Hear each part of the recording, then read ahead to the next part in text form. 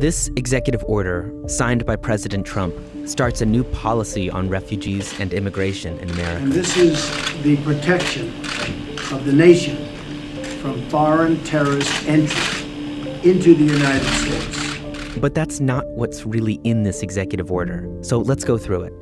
First, the order bans all immigrants and visa holders from 7 majority Muslim countries from entering the U.S. for at least 90 days.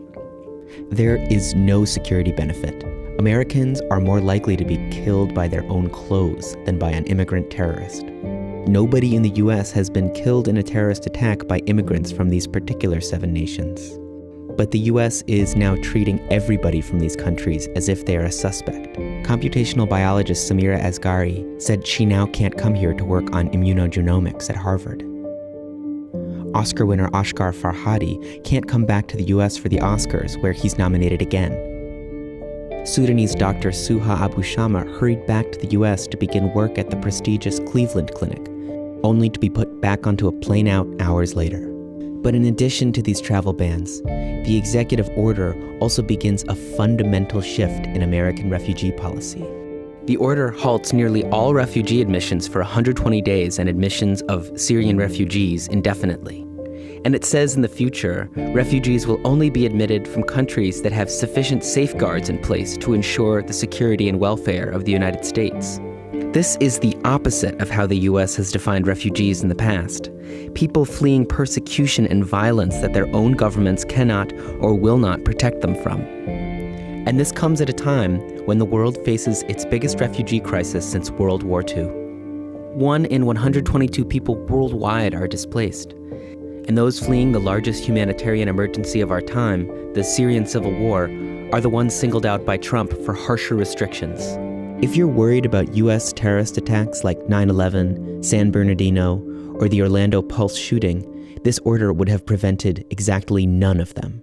But there is an exception for some kinds of refugees.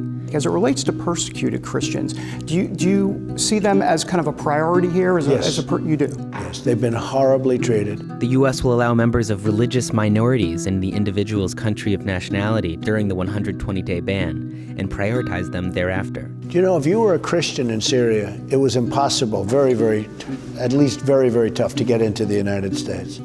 If you were a Muslim, you could come in.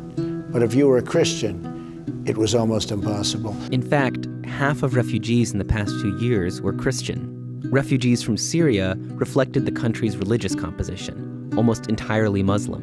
But all this aligns with Trump's anti-Muslim promises throughout the campaign. Donald J. Trump is calling for a total and complete shutdown of Muslims entering the United States. Trump spoke about taking an America First approach at his inauguration. From this day forward, it's going to be only America first. America first. This executive order shows how much that vision aligns with the original America First movement. That movement sought American isolationism too. They were against American intervention in World War II. That attitude resulted in the infamous decision in June 1939 to turn away the St. Louis. That ship had 937 Jewish refugees aboard, fleeing another hostile government, Hitler's. First, they were turned away in Cuba. The liner St. Louis turned back from Cuba. Then they approached Florida, but the U.S. Coast Guard patrolling the waters kept them away too. They eventually disembarked in Belgium, the Netherlands, and France. Jewish unfortunates without a country permitted to land in Belgium after 5 weeks of suspense afloat. And eventually hundreds died in the Holocaust. Since then, the U.S. government has been the world's leader in resettling refugees. They finally reach a haven of safety.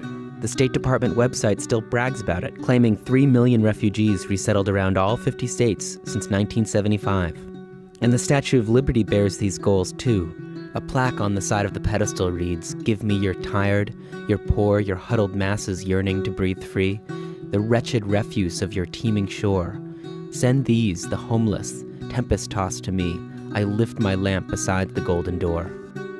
America hasn't always lived up to these lofty goals. But since World War II, we've lived in an era where the diversity of who gets to come to the United States has gone up and up. A federal judge stayed deportation of those stuck in airports amidst the confusion.